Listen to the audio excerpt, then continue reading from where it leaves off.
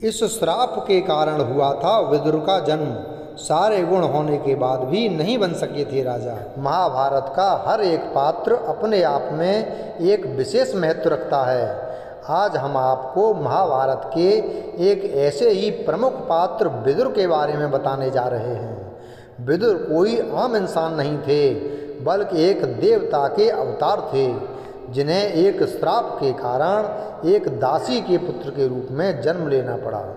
आइए जानते हैं ये अद्भुत कथा। विदुर बहुत बुद्धिमान थे, जिन्हें शास्त्रों, वेदों और राजनीतिक व्यवस्था का अच्छा ज्ञान था। इसलिए उन्हें महात्मा विदुर के नाम से भी जाना जाता है। दासी के पुत्र होने के बाद भी उनमें एक राजा बनने के सभी गुण मौजूद थे।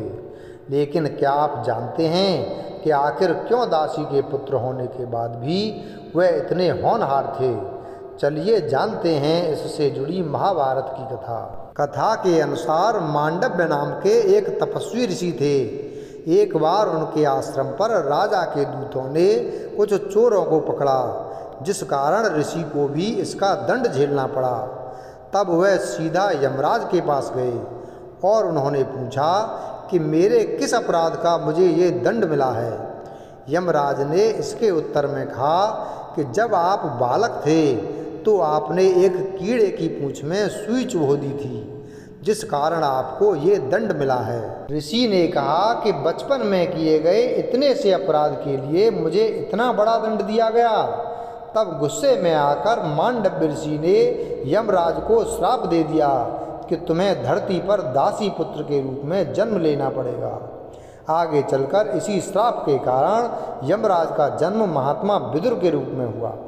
महाभारत में वर्णित कथा के अनुसार सत्यवती और शांतनु के पुत्र विचित्रवीर्य का विवाह अंबिका और अंबालिका से हुआ था, लेकिन उनके कोई संतान नहीं थी और वह बहुत ही कम उम्र में मृत्यु को प्राप्त हो गए। यह संकट खड़ा हो गया कि हस्तिनापुर की राजगद्दी अब कौन संभालेगा, क्योंकि भीष्म तो ताउम्र विवाह न करने की प्रतिज्ञा ले चुके थे। तब सत्यवती ने अपने और ऋषि पाराशर के पुत्र वेदव्यास को स्मरण किया। तब सत्यवती ने वेदव्यास से कहा कि मेरे वंश को नाश होने से बचाने के लिए तुम्हें मेरी एक आज्ञा का पालन करना होगा। मैं चाहती हूँ कि तुम अंबिका और अंबालिका से संतान उत्पन्न करो।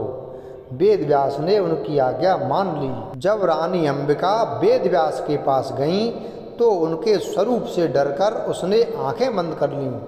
तब वेदव्यास ने सत्यवती से कहा कि पहली रानी ने मुझे देखकर आंखें बंद कर लीं, जिस कारण वह एक नेत्रहीन पुत्र को जन्म देंगी। इसके बाद अंबालिका वेदव्यास के पास गईं, लेकिन डर के कारण वह भय से पीली पड़ गईं। इसके बाद वेदव्यास सत्यवती के पास गए और कहने लगे कि दूसरी रानी भी डर के कारण पीली पड़ गई थी, जिस कारण उनके द्वारा जन्मा पुत्र पांडु रोग से ग्रसित होगा। यह सुनकर सत्यवती को बड़ा दुख हुआ और उसने रानी अंबालिका को पुनः वेदव्यास के पास जाने को कहा, लेकिन रानी ने स्वयं न जाकर अपनी जगह दासी को भेज दिया। दासी वेदव्यास के रूप को देखकर बिल्कुल भी नहीं डरी। इस बार वेदव्यास ने माता सत्यवती के पास आकर कहा कि इस दासी के गर्भ से एक बहुत ही बुद्धिमान पुत्र का जन्म होगा।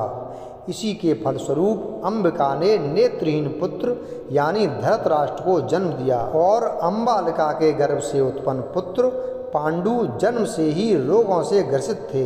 लेकिन दासी के गर्भ से जन्मे विदुर बुद्धिमान होने के साथ साथ शास्त्रों और वेदों के ज्ञानी भी थे। वीडियो अगर पसंद आया हो तो वीडियो को लाइक करें, चैनल को सब्सक्राइब करें और बेल आइकन प्रेस करें। धन्यवाद।